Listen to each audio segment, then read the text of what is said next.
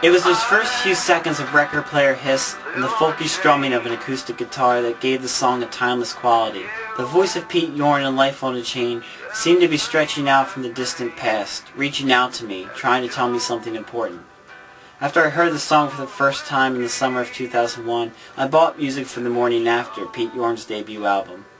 His is not the first album that I got for myself. Weird Al and Bare Naked Ladies had already helped to form the foundation for my still growing CD collection. But they were established artists with back catalogs for me to explore. Pete Yorn, to a boy who assumed that recording a song couldn't happen until you had signed a record contract, was just starting out, like me. I thought that we could learn together. That fall, I was taking weekly guitar lessons after school in the city of Wilmington. To get there, I had to take the bus from my quiet suburb, through its streets onto Philadelphia Pike, into the city's heart. Now, while I was clueless when it came to anything that I had experienced those mornings as a high school freshman, the bus was easy to navigate. It was not as intimidating as the cafeteria, which teemed with students who gave no thought to dismissing me as I carried my textbooks, binder, and paper bag lunch quickly to my seat. With my guitar, the bus ride became an opportunity. I had something to share, and people were interested in me. The black case I carried caught the eye of my fellow riders, who would start conversations with me. But when silence returned, I would put on my headphones and listen to the songs of Pete Yorn until we reached Market Street. While I listened, I would watch. The unassuming and familiar houses of North Wilmington suburbs quickly gave way to the signs of city life.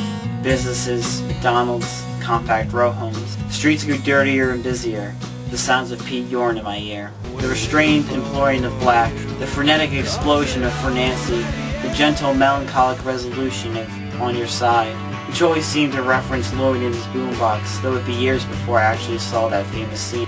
These are the pieces of the soundtrack that accompanied me to the Grand School of Music through the constriction and isolation of Wilmington. But there was one break in the scenery, the vast parking lot of Foreman Mills and Superfresh. That was her stop. Every week she'd get on at that spot. As she paid her fare, I noticed the way her hair fell over her eyes. She had ethereal white skin that made her dark eyes even deeper hued. As she sat a few rows in front of me, I focused on her, trying to imagine what her life was like. Her black peacoat made me believe she had more style than any of those uniformed Catholic girls flirting nervously with their lab partners in room 215. But it was her eyes, drawing me deeper into the world that I constructed for her, that I remember most. They were dark from makeup, but I believed that I could see the signs of abuse on her face.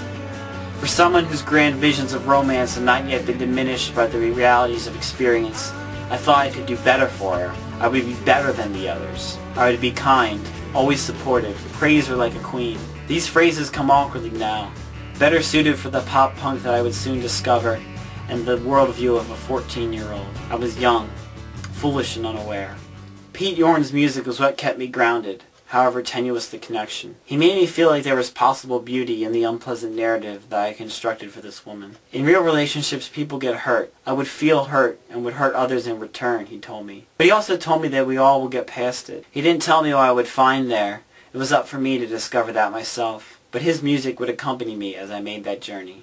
I never learned that young woman's name, but every time I hear this song I think of her and remember what she helped me learn.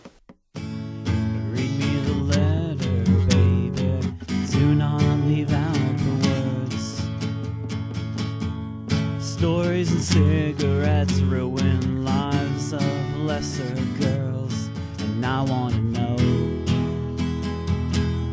'cause I want you to know. And it's a strange condition, a day in prison. It's got me out of my head and I don't know what I came for. Send me the money, baby, do not leave out the wage.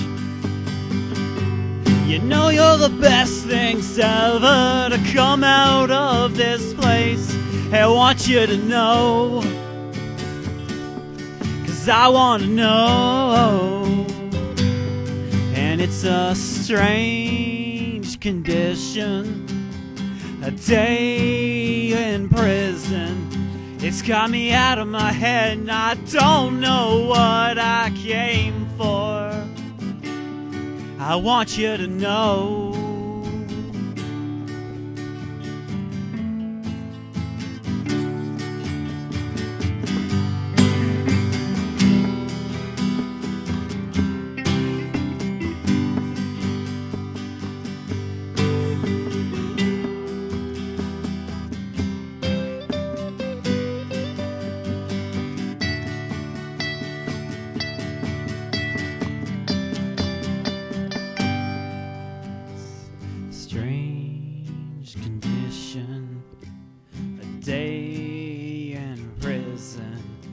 It's got me out of my head and I don't know what I came for. I want you to know, I want you to know.